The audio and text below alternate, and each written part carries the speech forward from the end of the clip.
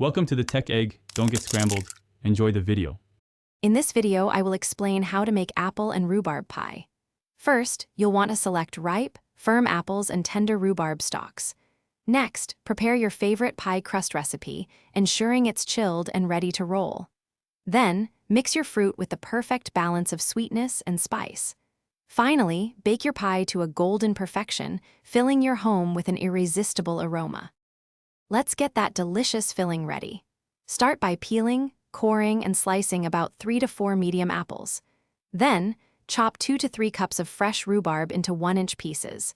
In a large bowl, gently combine the fruit with 3/4 cup of granulated sugar.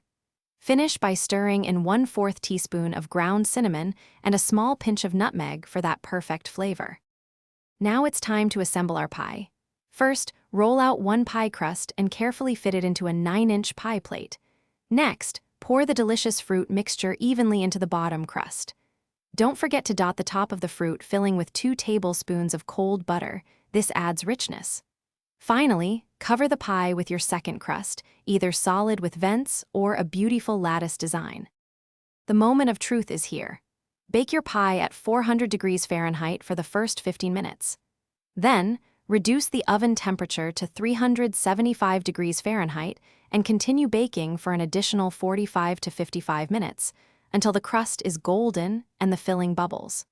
The hardest part is letting it cool completely before slicing, but it's worth it for the perfect slice.